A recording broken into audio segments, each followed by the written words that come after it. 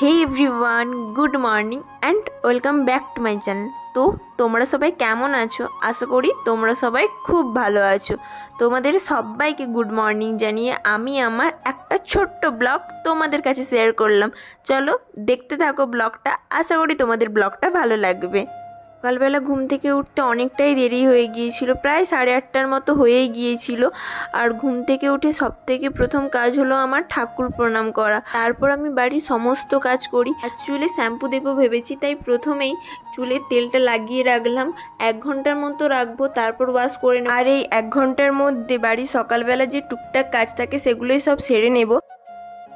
আচ্ছা, তোমরা কি কিছু নোটিস করেছো? আমার মুখ দেখে তোমরা কিছু একটা তো বুঝতে পারবে। আমার না 2-3 দিন ধরে একদম ভালো লাগছিল না। কেন ভালো লাগছিল না, কি হয়েছে, তার জন্য তোমাদেরকে তো পুরো ব্লগটাই দেখতে হবে, তাহলেই তোমরা সবটা জানতে পারবে। সকালবেলা আর যা যা কাজ ছিল সব কিছু সেরে নিয়ে স্নান করে নিয়েছি। আমি জানি না, আমার চুলটা অনেক ঝরে পড়ছে, শ্যাম্পু দিলে তো আরও বেশি মনে হয়। তো আমি এখানে অনেককেই জিজ্ঞেস করেছিলাম, তো অনেকেই বললো যে এখানে জলের প্রবলেম। তো বাড়ি গিয়ে একবার স্কিনের ডাক্তার দেখিয়ে নেব। তোমাদেরও কি এরকম হেয়ার ফল হয়? তো আমার তো প্রচণ্ড হেয়ার ফল হচ্ছে। তোমরা যদি এর কোনো সলিউশন জানো প্লিজ আমায় বলো, তো আমিও সেগুলো অ্যাপ্লাই করব। এদিকে স্নান করার পর তো আমাকে প্রচণ্ড ঠান্ডা লাগছে। আমি যেখানে থাকি সেখানে তো এখনও ঠান্ডা আছে। বাড়িতে ফোন করেছিলাম, বাড়ির লোক বললো তো ওখানে প্রায় গরম পড়ে গিয়েছে, সোয়েটার তো আর পরতেই হয় না, কিন্তু এখানে প্রচণ্ড ঠান্ডা এখনও। যাই হোক, শান্ত হয়ে গিয়েছে, তাই ভিজে জামা কাপড়গুলো সব ব্যালকনিতে মিলে রাখবো, নাহলে শুকোতে টাইম লাগবে।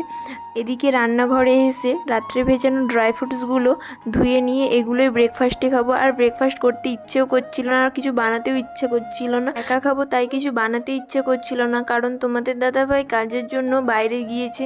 তো কবে আসবে আমি জানি না। ওকে ছাড়া এখানে একা একা থাকতে একদমই ভালো লাগে না, যেন মনে হয় বাড়িতে থাকলেই ভালো হতো, বাড়িতে সবার সাথে থাকতাম, তখন এত মন খারাপই হতো না। যাই হোক, থাকতে তো হবেই, তাই মন খারাপ করে কোনো লাভ নেই, হাসি মুখেই থাকবো, এটা তোমাদের দাদা ভাইও বলে। আলমারিটা খোলার অন্য একটা কারণ ছিল, কিন্তু সেই কারণ আমি ভুলে গিয়ে তোমাদের আমি শাড়ির কালেকশন দেখাচ্ছি। এখানে অল্প কিছুই শাড়ি আছে, বাড়িতে এখনও অনেক শাড়ি আছে। যখন বাড়ি যাব তোমাদেরকে আমি আমার শাড়ির কালেকশন দেখাবো, তোমাদেরও ভালো লাগবে শাড়িগুলো, আমার তো খুবই ভালো লাগে।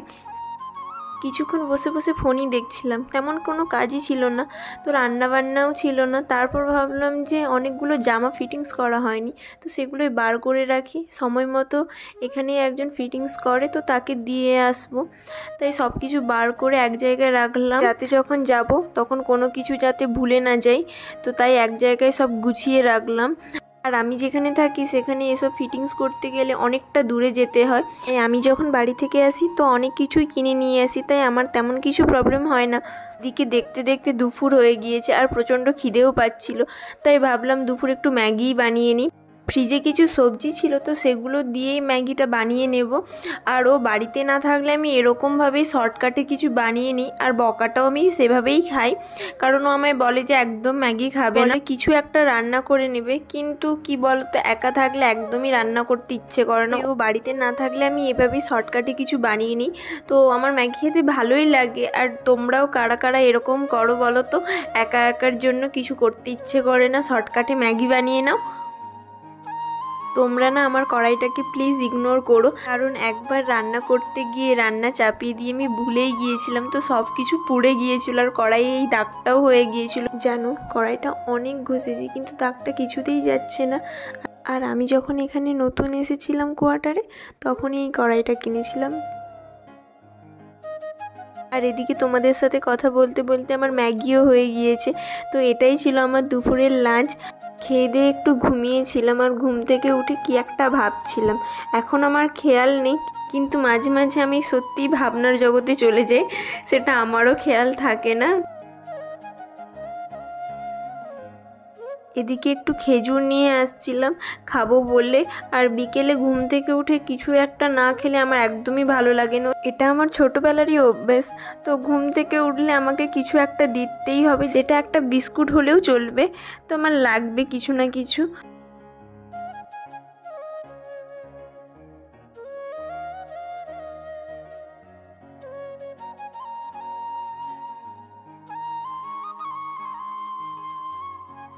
এদিকে সন্ধ্যেটাও হয়ে গিয়েছে, তাই সন্ধ্যেটা দিয়ে দিলাম। সন্ধ্যে দেওয়ার পর তেমন কোনো কাজ নেই, বসে বসে ফোন ঘাঁটবো, তারপর রাতে খাওয়ার জন্য একটু কিছু বানিয়ে নেবো, ব্যাস তারপর খেয়ে দিয়ে তো ঘুমিয়েই পড়বো।